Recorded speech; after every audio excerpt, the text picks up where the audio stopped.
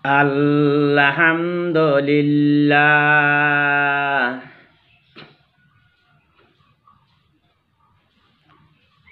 Alhamdulillah nahmaduhu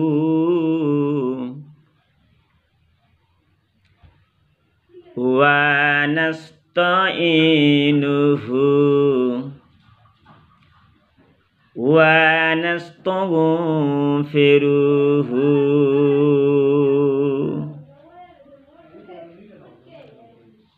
wa nu'minu bihi wa natawakkalu alayhi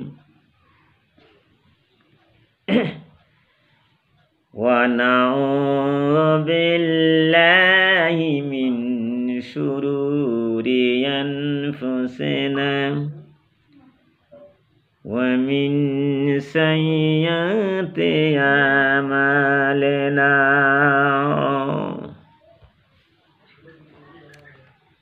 Man yahdihillahu fala mudilla lahu wa man yudlilhu fala hadiya lahu. Wa nashhadu an la ilaha illallah wahdahu la sharika lah. Wa nashhadu anna sayyidina wa maulana Muhammadan abduhu wa rasuluhu.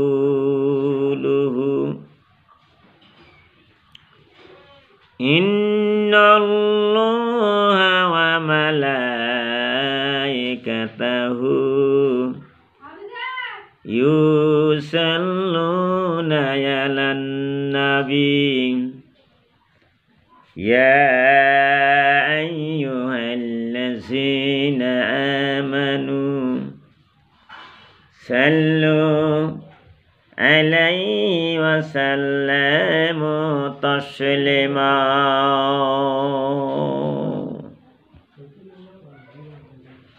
Wa qala Allahu ta'ala Bismillahirrahmanirrahim. Ya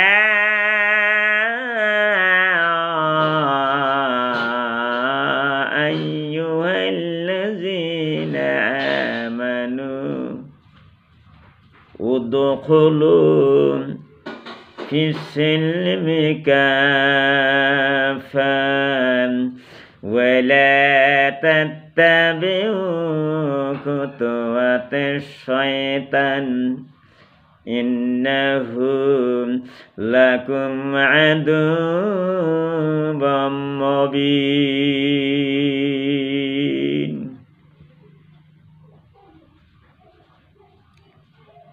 Honorable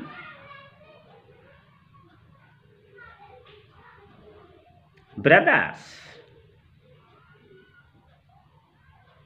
and sisters, I am Mr. Amir Hamza of India country. Also, my state Assam. मैं असम का आमिर हमजा हूँ। मैं बांग्ला भाषा में, Bangla language में बोल रहा हूँ।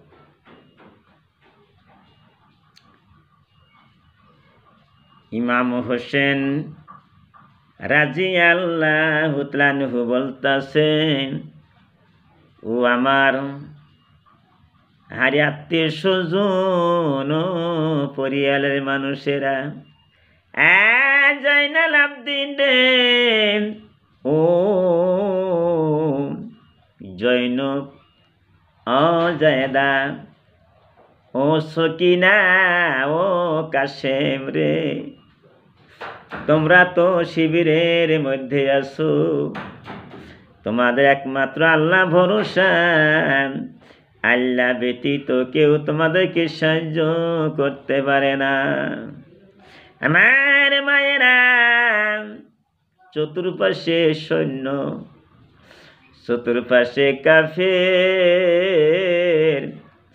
চতুর্পাশে ইজিদ, চতুর্পাশে সীমার কাফেরেরা, এত আরে কেমন করে হোসেন সাহেবকে হত্যা করব, কেমন করে কারবালার ময়দানে হোসেন সাহেবকে হত্যা করব, কেমন করিয়া কাসেমকে হত্যা করব, কেমন করিয়া নবীর বংশকে ধ্বংস করব, এই প্রস্তুতি তারা নিয়েছে।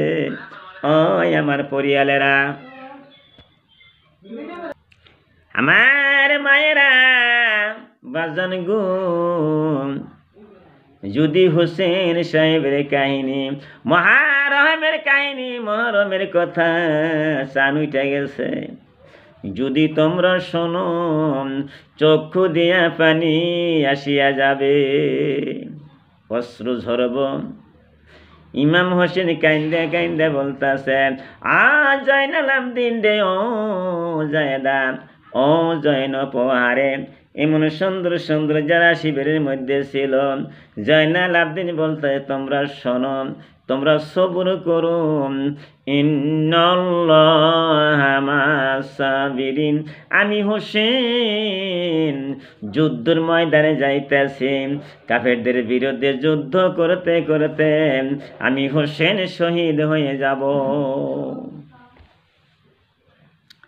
আমার বন্ধুরে, আমার মায়েরা, ইমাম হোসেন মিশ্রির জুব্বা পরিধান করল, জুলফিকার পরিধান করল, বিশ্বনবী হযরত মুহাম্মদ রাসূলুল্লাহ সাল্লাল্লাহু আলাইহি সাল্লামের মাথার পাগড়ি ইমাম হোসেন পরিধান করল। আরে আরে হযরত আমির হামজা রাদিয়াল্লাহু তাআলা আনহু, হযরত আমির হামজা যে ডালের দ্বারা যুদ্ধ করেছিল, যে ডাল পরিধান করেছিল, ব্যবহার করেছিল, ওই ডালটা ইমাম হোসেন নিল। শক্তিশালী একটা ঘোড়া নিল। ইমাম হোসেন তুরন্তে খুব তাড়াতাড়ি কারবালার জমিনে যুদ্ধর ময়দানে যায়, আর এই কাফেরদের সম্মুখে উপস্থিত হয়ে গেছে। ইমাম হোসেন বলতেছে, কাফেরেরা রে, ইয়াজিদের দল, কাফেরের দল, ইমাম হোসেন এসে গেছি, আমি যুদ্ধ করব।